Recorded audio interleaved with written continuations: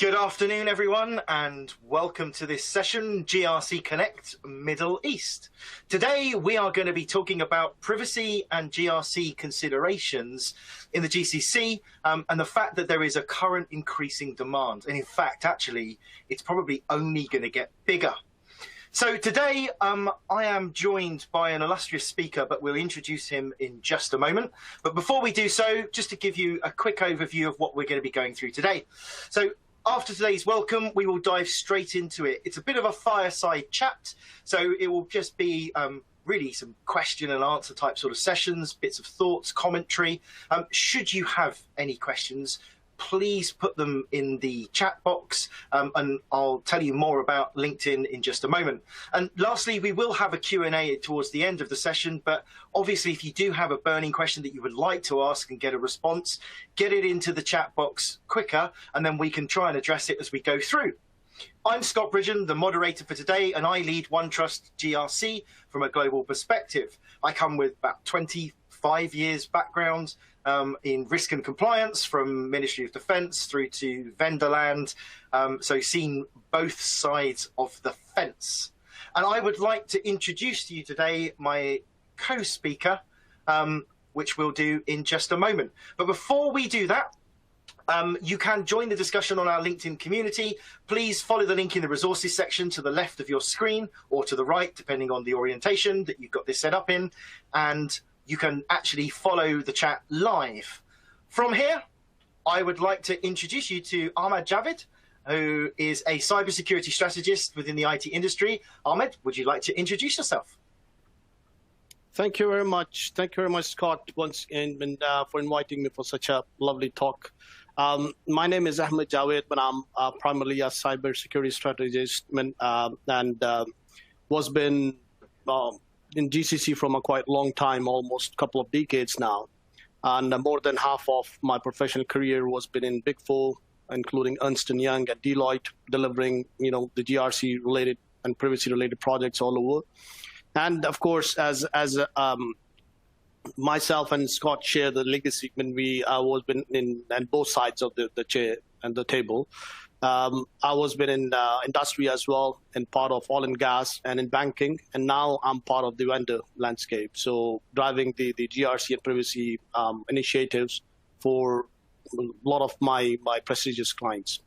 And I do share a lot of talks and the discussions and experience sharing on the forums. So I do welcome all of you to please welcome and join us in our community.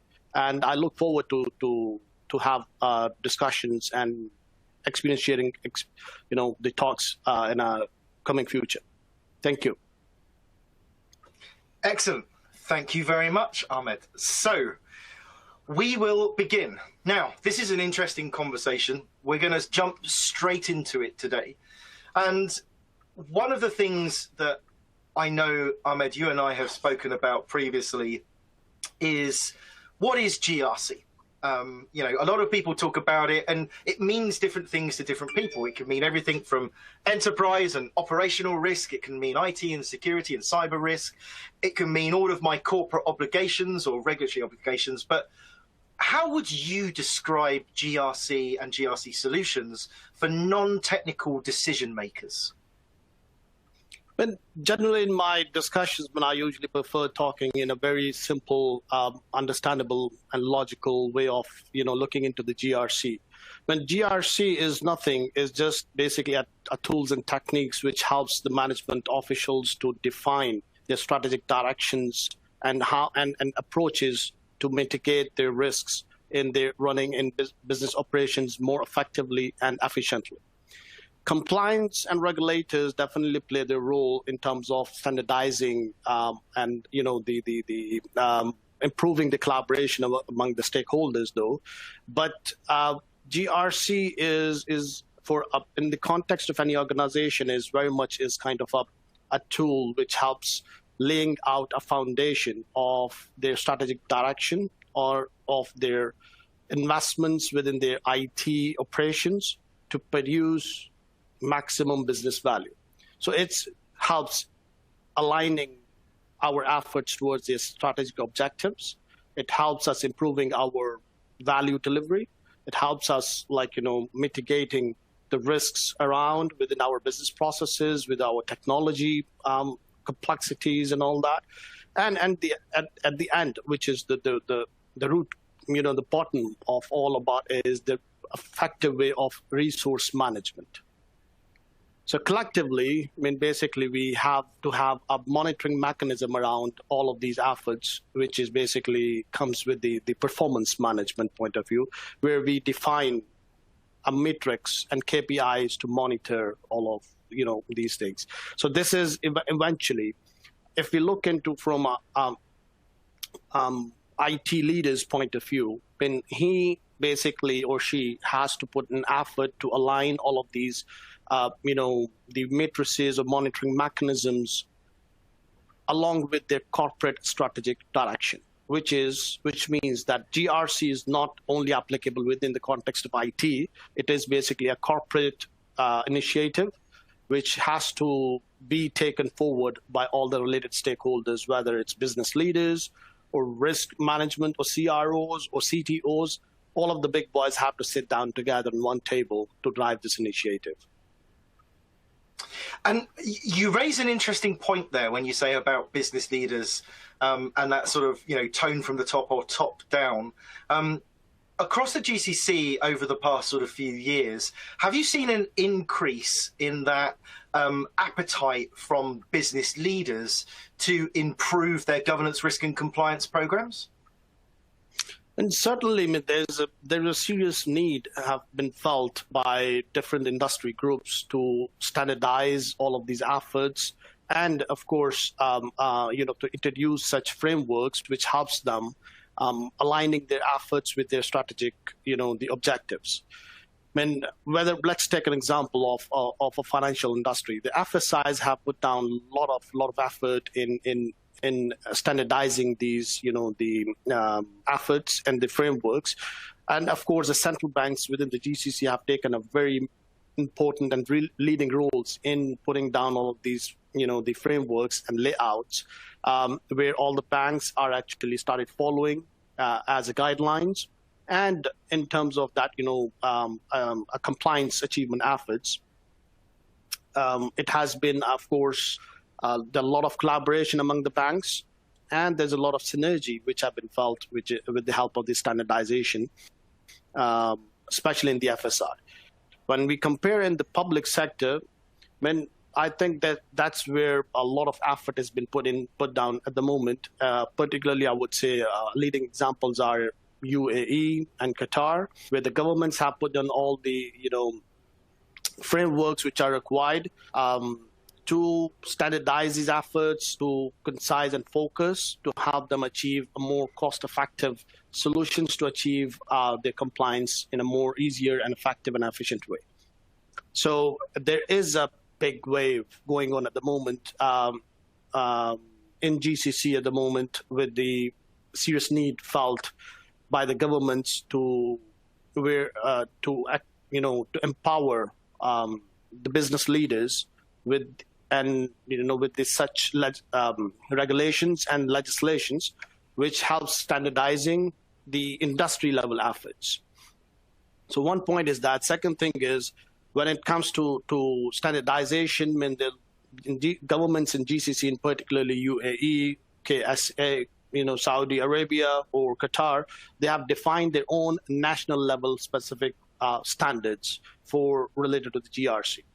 And few of them are, such as, if I start taking some names from UAE, is NISA and ADSEC. These are basically a more variant from the, a more localized version of the global standards, such as ISO 27000, GDPR, and so on.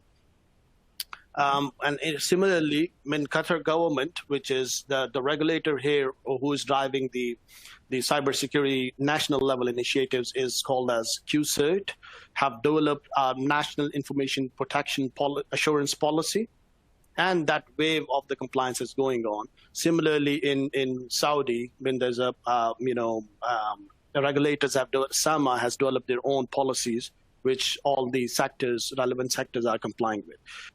So there is, yes, a high momentum at the moment and serious need of GRC professionals. We have to look from a different aspect as well, that there is a serious shortage of skilled manpower or professionals in the region, in particularly the GRC professionals, and demand gonna increase in coming couple of years, which I can foresee at the moment.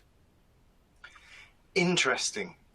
So at the moment there's a bit of a people shortage. I think that's probably the same actually across most regions at the moment. Is a shortage of good, broad GRC people, whether they're specialists in around sort of the cyber side of things or operational or enterprise risk, and from an audit standpoint.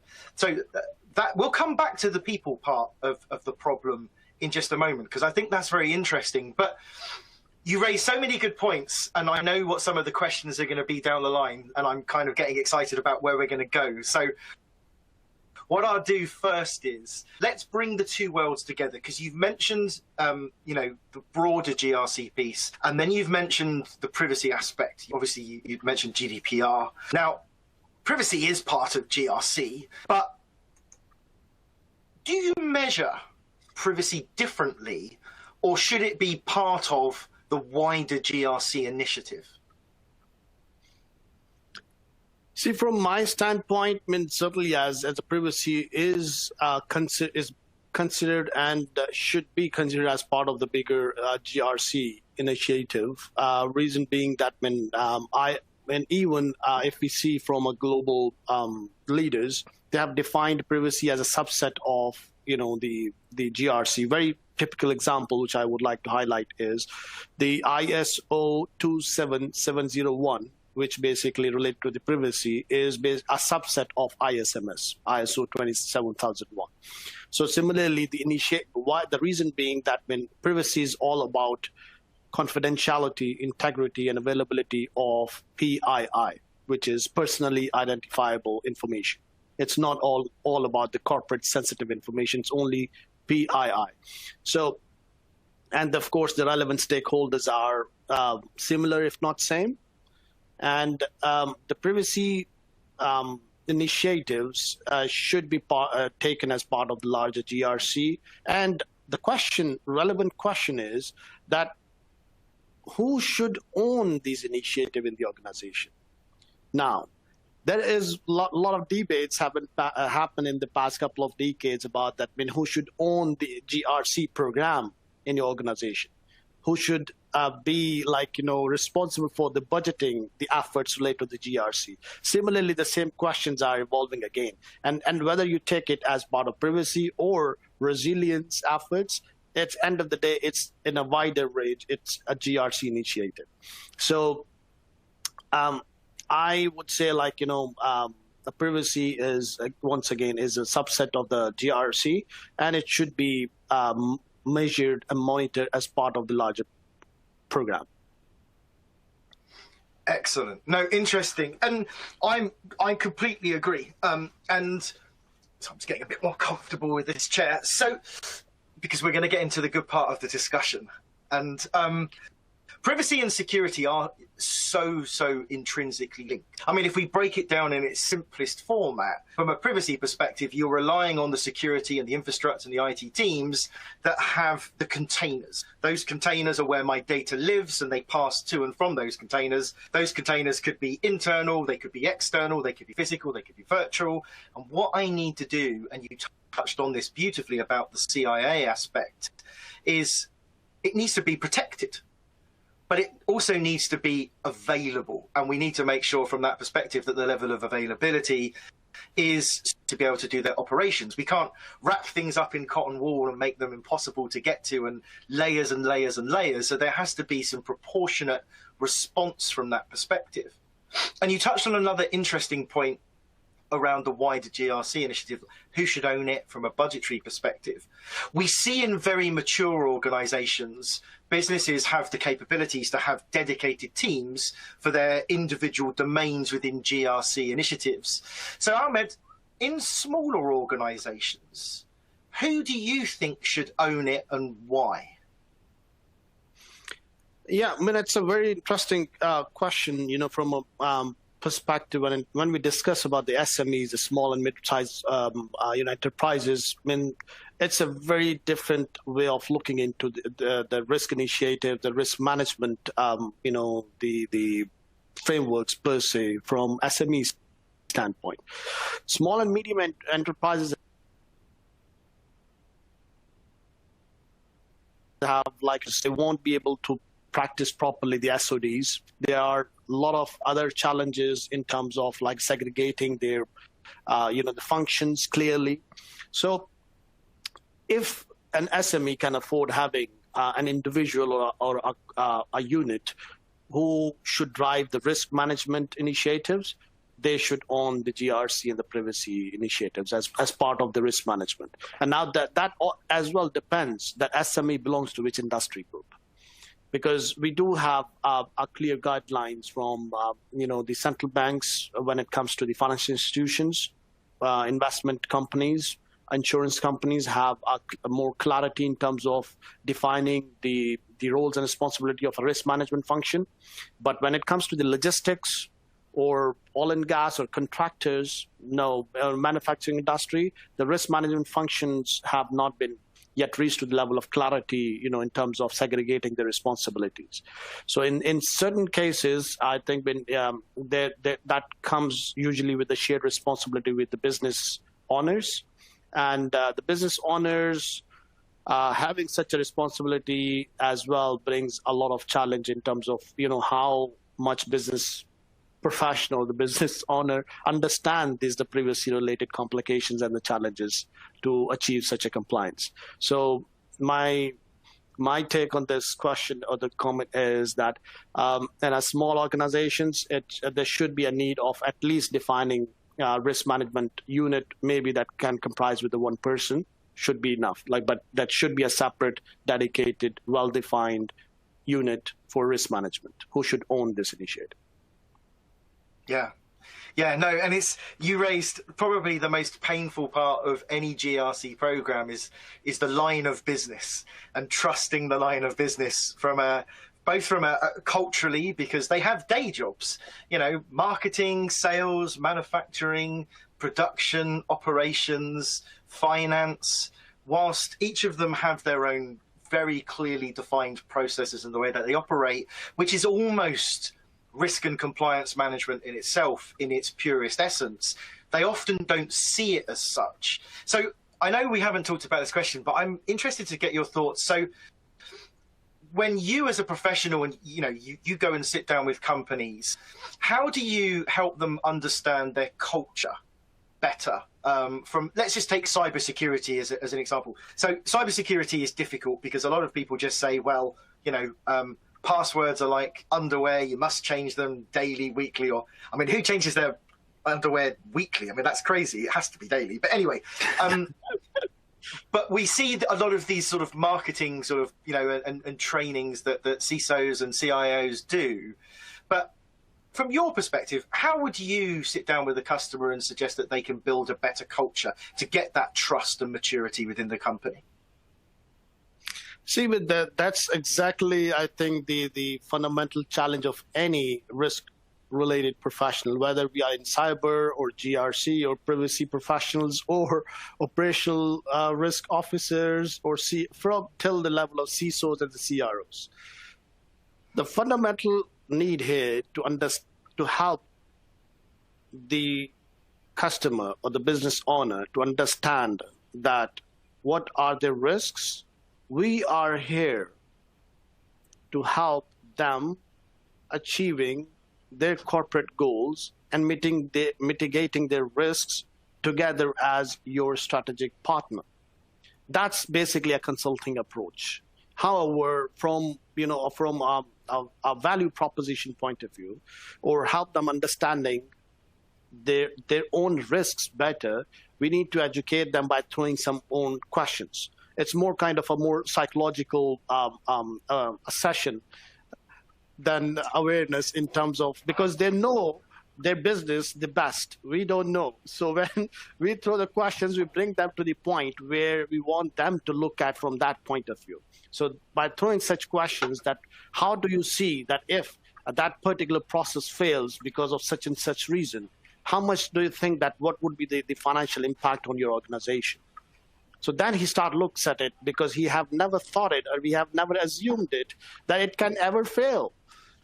I was once, I'll just share a situation with you, because I went to a bank where I questioned a CISO that if a particular, your core banking system goes down, then imagine, because they were not having a BCP in the place at the moment. So he said, like, if that system hasn't gone down in the past 10 years, what do you think, how it's going to go down now? So I was just shocked. And then I said, like, it does not mean that it cannot go down now, and that we have to have a contingency arrangements in terms of that thing. So I helped them, like, in conducting a study with their nominal losses, like, if that goes down, what are the repercussions or the implications in terms of dollar value? So that helps them understanding that investing in such initiatives, or in particular the GRC initiatives, which are related to their contingency arrangements, their cyber resilience or privacy initiatives, help them sustaining their profit levels, which they are investing their efforts day and night to increase those levels to make a market dominance. So that's exactly, you just need to, the approach I follow is a more cascading approach, which is help them drive it from their perspective, let them drive it from where you want to drive. So have this drive together with them, and then they will certainly understand.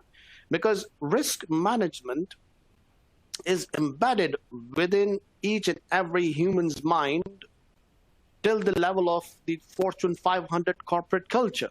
We just need to help people or the decision maker understand to look at, or have them look from that perspective where we should want to see the risks and the implications.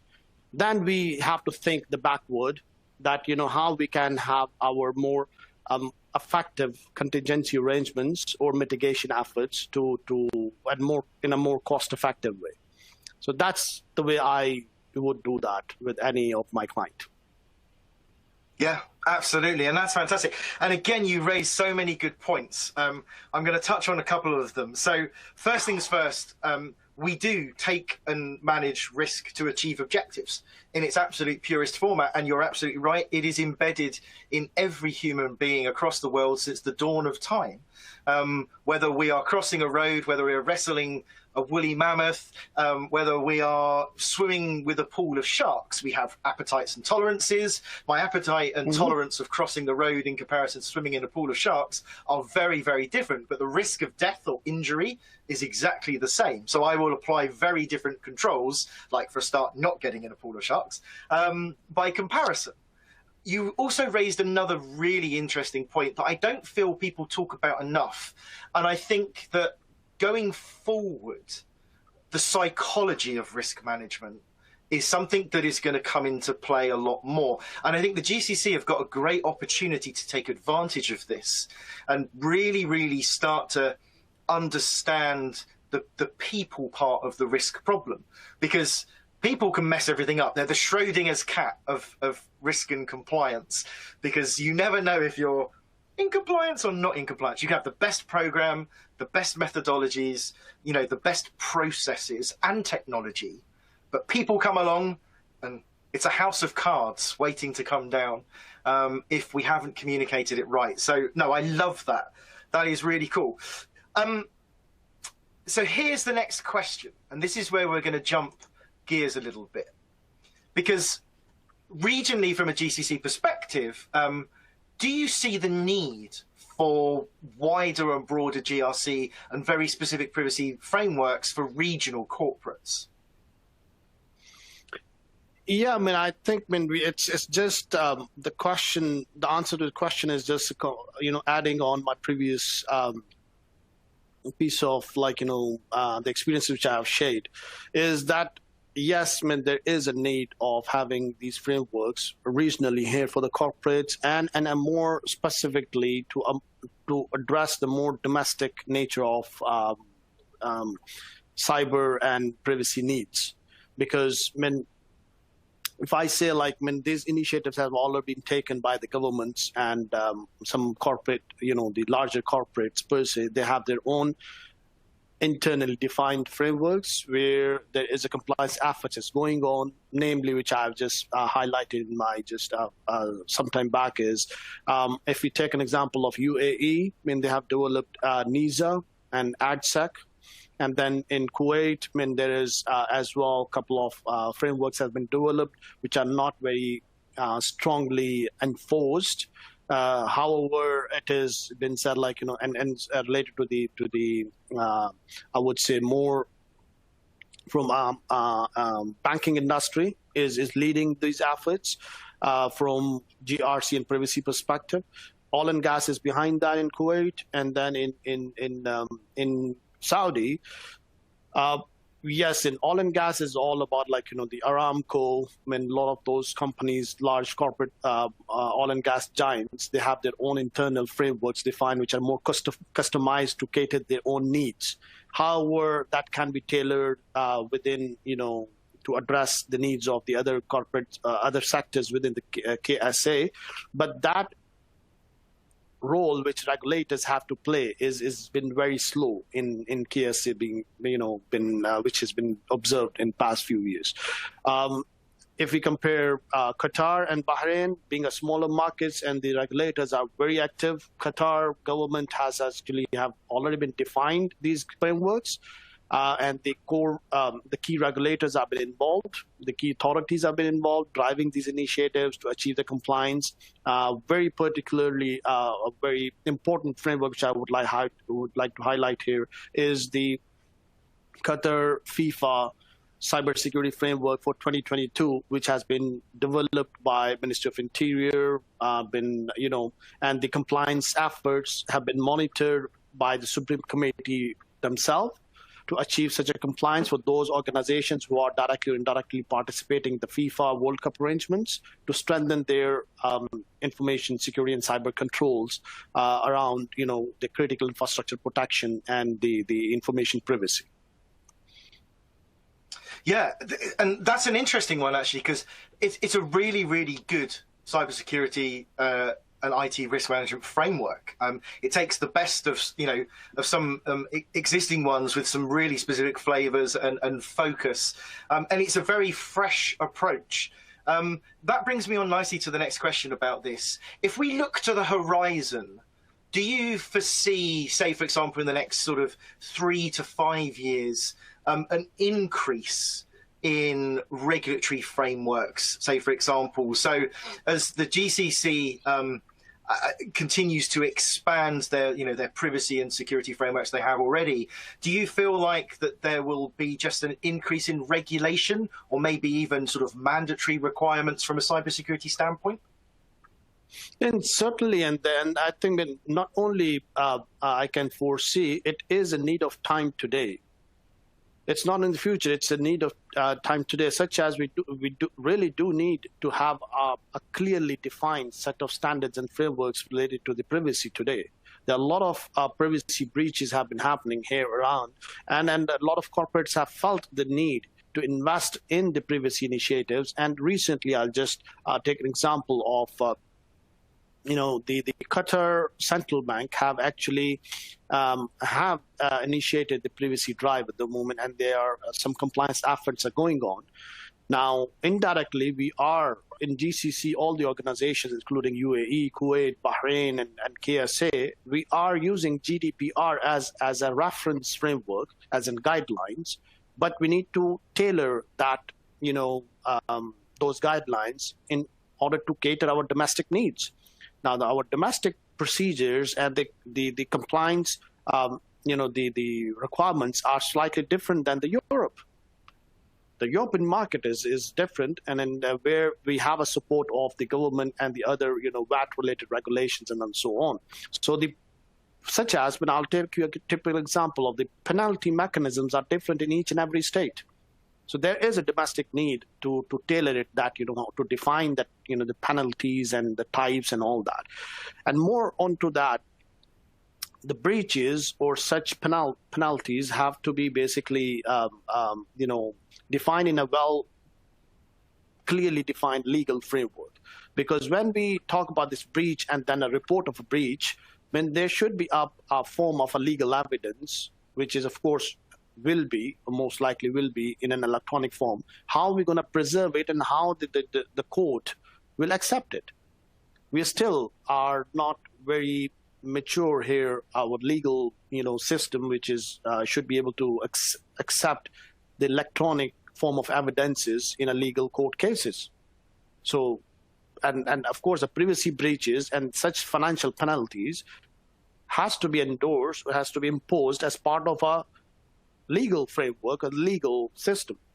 So the legal system or the judiciary here has to drive these part element as well. So we do have a Supreme Judicial Committee here, which is looking into this thing, but it seems that in a very soon will be, or the state of the Qatar government might be, considering to announce some relevant legislations.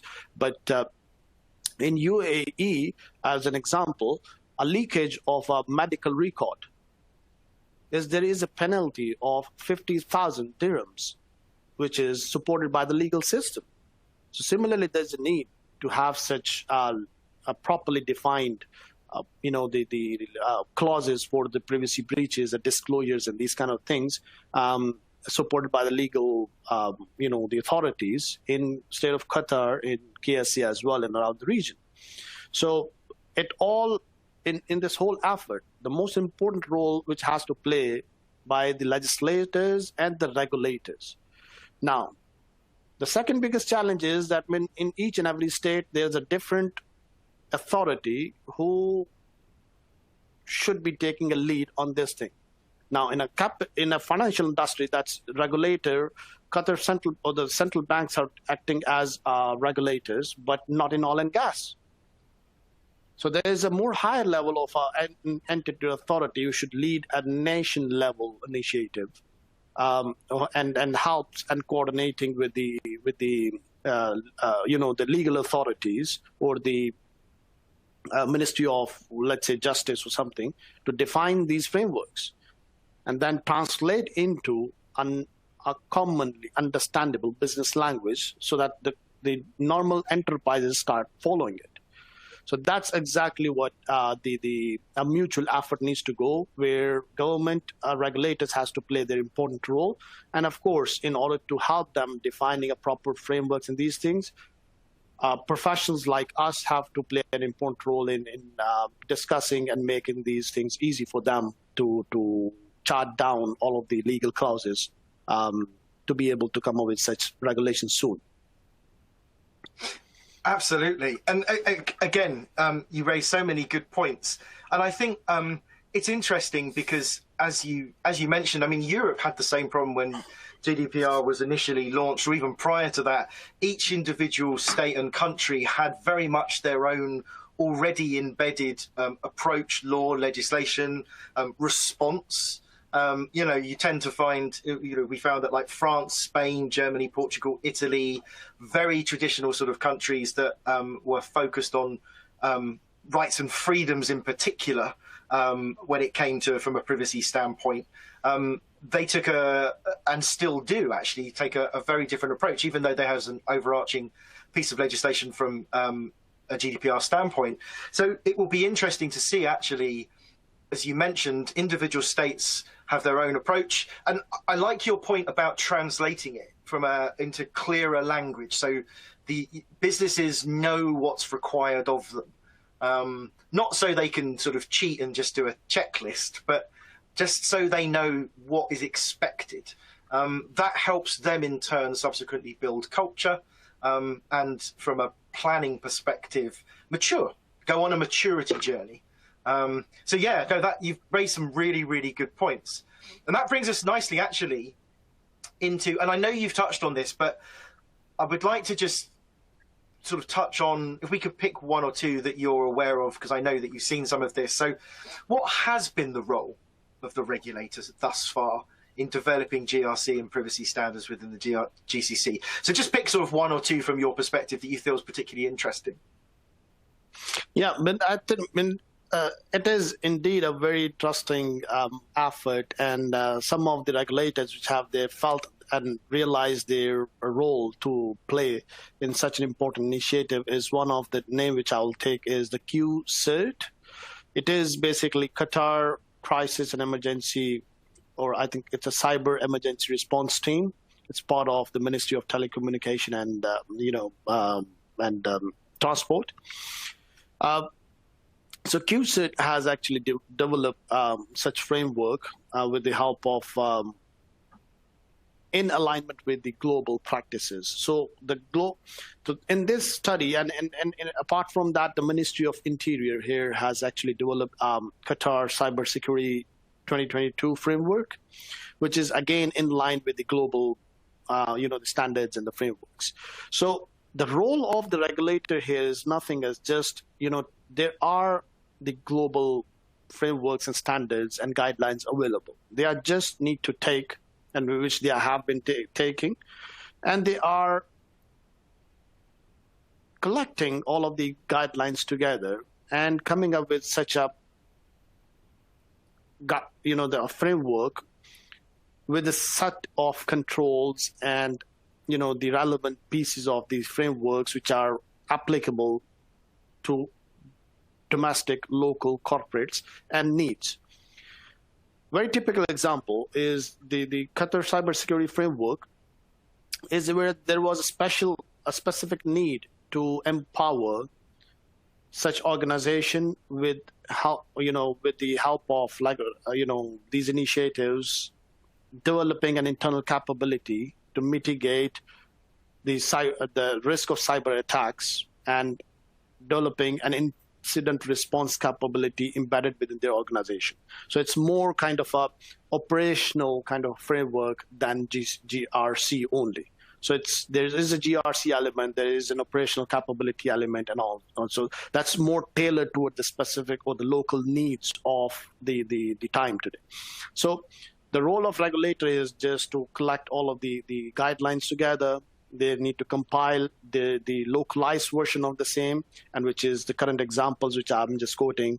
The ADSEC is based on ISO 27001. Similarly, NISA, NIA, there's a very much part of that. And of course, there's embedded components from the business continuity planning as well.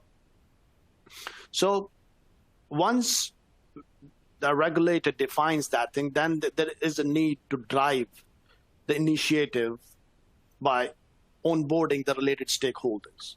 Now, the stakeholders in certain cases are, of course, the regulators within the specific industries. Now, when we talk about regulator, here it's a tricky word. Now, it's a regulator at the national level, which is, again, linking back to the same point which I highlighted just now back. We have a regulators clearly defined for each specific industry, though, but who is above them? There should be someone above to bring all of the regulators from each industry. I'll give you a typical example. The central bank is a regulator for a financial industry, and then Ministry of Health is for healthcare industry, and then there is a top oil tycoon is acting as a regulator, whether you name it like Aramco or Kuwait Petroleum Company or Qatar Petroleum. They are acting as regulators, or Ministry of Oil, I would say, as acting as a regulator. So all the regulators have to come together, sit down together, and drive this thing from a technical perspective. Now, each, the cyber and GRC functional leaders from each regulator as an organizational entities have to develop a consortium where they come and discuss, draw all of these, the specific framework guidelines and sections, define a draft, and submit for review. Now, the point is whom to submit again. So there should be someone above to have a capability review. So there should be a common it should be shared within the common consortium members from all the the regulators to take the comments and finalize this. So we have been lucky in Qatar, where there is another body which is more superior to all of these regulators, which is Supreme Committee, which is basically sole responsible for driving the FIFA-related arrangements and the efforts. So they are basically playing that role. And similarly, in other GCC states, we have to have such an superior authority who should basically bring everyone on board and drive these initiatives. Interesting. And that that supervisory authority, is that like a judiciary almost? Is that looking at it from a legalistic perspective, so they can, there's no interpretation, they can very much and very clearly say, yes, this is the expectation and this is the consequences of you not, following, complying, whatever it may be, or demonstrating adequacy. Is that how that operates? See, the point is, like, when legislating some standard or some, a legal framework, there is a leading role Ministry of Justice has to play, a judiciary. But what I'm saying is, the local, the role of the local regulators. So the regulators we have here, based on each industry, defined, but there should be someone above to help them sitting on the same table, discuss and define a standard and a framework to drive it from a nation perspective.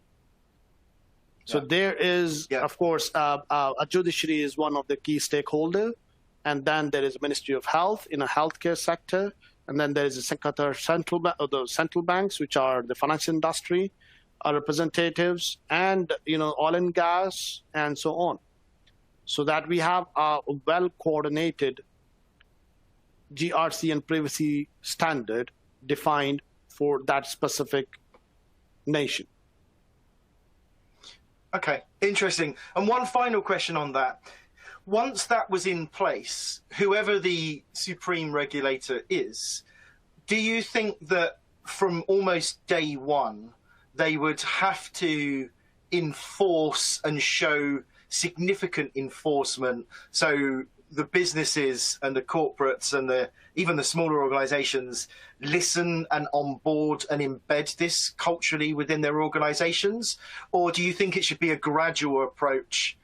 How do you think that would work?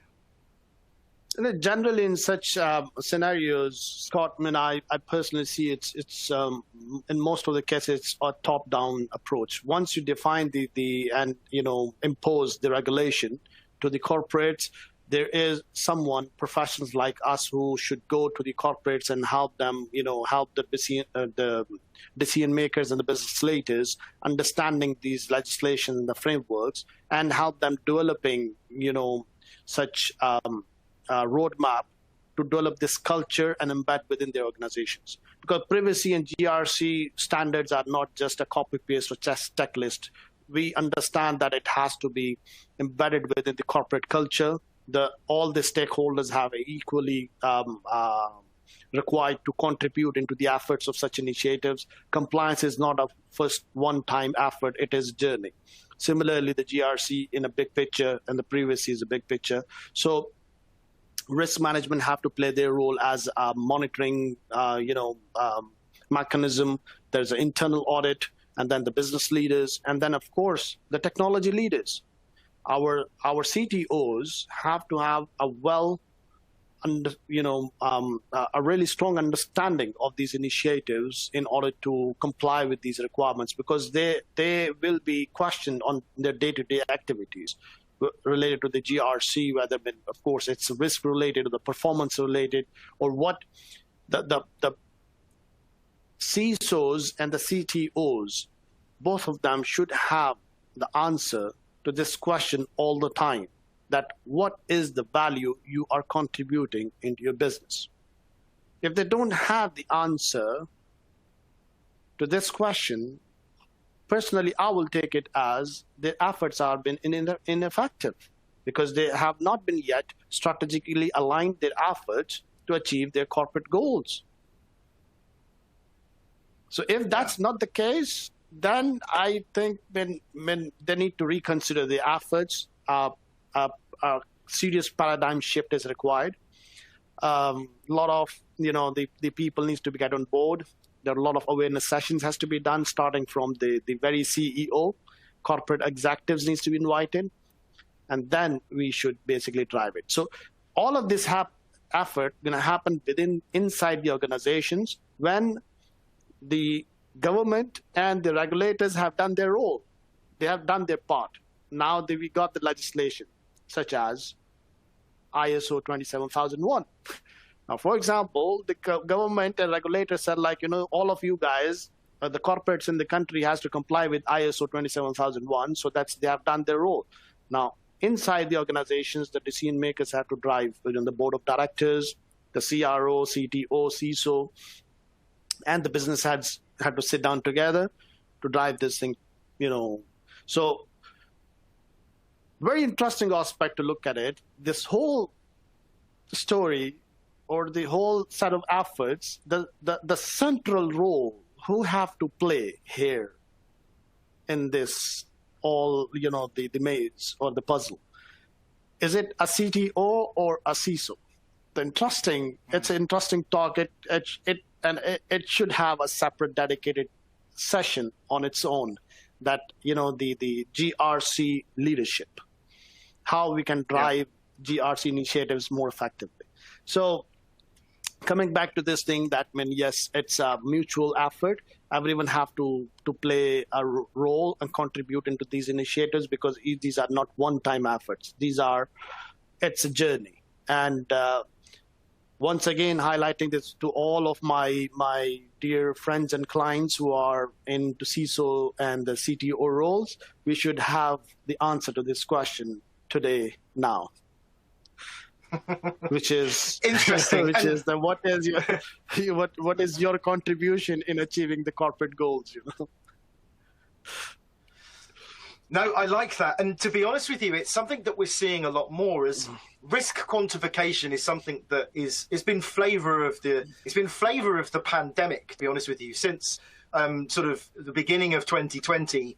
A lot of people have been talking about risk quantification, and people think that risk quantification is like FAIR methodology, and they get very scared of it. They're like, well, you need to be a scientist or a mathematician to be able to do it. And actually you don't. You raised a really interesting point, which was the first thing that you need to know is before you even start looking at your risks is we take and manage risk to achieve objectives. So what are those objectives? Number one, what do I have to do? What are my objectives? What are the business objectives? How do I impact those objectives? So if I'm protecting and preventing, the nefarious or the threat actors from penetrating, or unaware employees from making mistakes, and everything in between with the extended enterprise, what objectives do they contribute towards? And then how do I protect them? So you raise a really good point. And this leads us nicely into, as we come towards the end of today's session, challenges. So we've talked about what is GRC. We've talked about across the GCC, the differences between state and regionalized and what people have been doing. We've talked about the regulators, but practically, what are some of the challenges that people will face when they're trying to implement broader GRC, but also things like privacy standards across GCC? Exactly. I mean, that's, I think, the heart of the discussion is hidden in this question, is that what are the challenges? And we have touched upon many of them already in our discussion, but I'll highlight it from a challenge point of view. The very first fundamental challenge which we face is that lack of awareness. That's exactly what I was sharing, that my approach is dealing with the decision makers.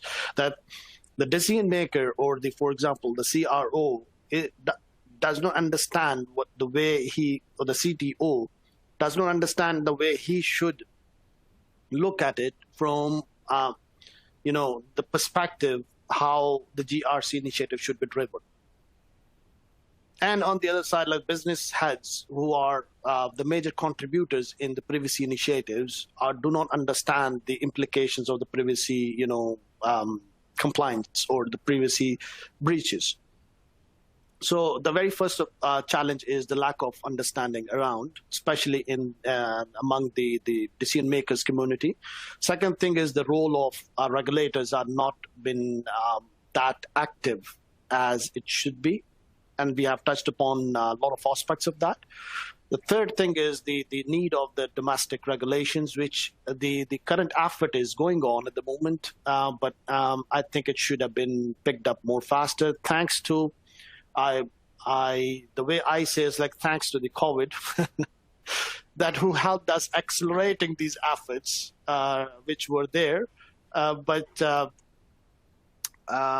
still needs a more amount of effort needs to be invested here for domestic regulations needs to become out. And the third and foremost is that a proper clarity or defining monitoring authorities within and with outside organizations, which could be, for example, State Audit Bureau can be a monitoring authority of ensuring the effectiveness of the GRC frameworks. For the public sector, the regulators have to play their role as a monitoring bodies as well.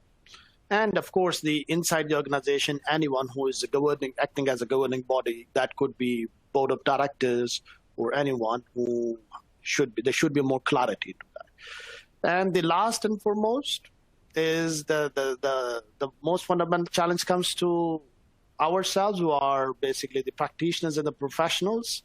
We need to speak more and more onto these such forums. And thanks to OneTrust once again to give us such a lovely opportunity to speak about this important topic, is that we need to have more and more GRC professionals in all around the globe, particularly in GCC. So sharing these knowledges and experiences basically helps bringing people or like-minded people on same forum. So these are the 5 points which I would like to highlight as the challenges. Excellent. No, thank you very much. And they're all really, really important points. And you touched on actually the fundamentals of governance, risk and compliance, which is the people, the process, the technology. Each one of your 5 aspects can be related back to the traditional aspects that make up what is, the fundamentals of GRC. So as we come into the final piece, we have one last aspect, which I think is a summary. What approaches do you recommend GCC-based corporates to adopt, allowing them to achieve, for example, better alignment with international leading practices? Which is, I think, in response to this question, I would say that the local legislation effort will help us achieving the better alignment with the international leading practice. The reason being that local standards will be developed in alignment with the international leading practice, which has been the case when we consider the example of NISA, EDSEC, NIA, or CSF 2022. So, and it is more, it gives, basically transforms, in such a way that it helps understanding, the language and the needs of the standards for local corporates easily. So that basically helps them overcoming one challenge, which is like translating the international leading practices into the local variant of, the requirements. So that is one. Second thing is having, for the professionals who are engaged in driving such initiatives, have to have a really good understanding about both for international leading practices, as well as the local legislations, and of course the regulators involved here in GCC markets. So that's the in a nutshell, that 2 factors which are good for more improved approaches to implement, in addition to all those standard one which we always talk about, which touched upon many. Absolutely. Yep. Absolutely. And a fantastic and fitting way as to end today's session. So, Ahmed, thank you very much for your time. If I could just ask for one sentence, if you could just give one piece of free advice to someone, just one little thing, what would that one thing be? The one thing will be that GRC is not, I would say it's a profession, it's a domain, it's a passion. So in driving strategic initiatives, please come up and join hands with the GRC professionals, and you will be able to help a lot of organizations driving strategic initiatives more effectively, efficiently, and of course, in a risk-tolerant way. Thank you. Wonderful. Thank you. I think my final thoughts are, and I've always liked this, is you are what you measure. No matter what area of GRC that you are operating within, whether you care about compliance or everything needs to be a risk-based approach. For too long, I've seen people focusing compliance with checklists and seeing it as an activity or an exercise. And I think, as you mentioned, it's ongoing, as with the culture of an organization. So wonderful. We had some questions come through, but what I did was I very sneakily incorporated them into our session. So I hope everyone that asked questions had them answered. But if anyone has any additional questions, we have a couple of minutes remaining. And if we don't, then what we can do is we can go into the poll and we can close out for today's session. So we'll just give everyone just a minute or so just to see if there's any additional questions. It doesn't appear that there is. We're now putting them under pressure to type a lot quicker than they normally would. No. Okay. Well, look, Ahmed, it has been an absolute pleasure. Would anyone that's on the session, just from a poll perspective, if you're interested in OneTrust assisting you in specific, and Ahmed, in relation to control management, IT security, risk adjacent insights, or something else, then please let us know. And between the two of us, we are more than happy to reach out and have a conversation with you.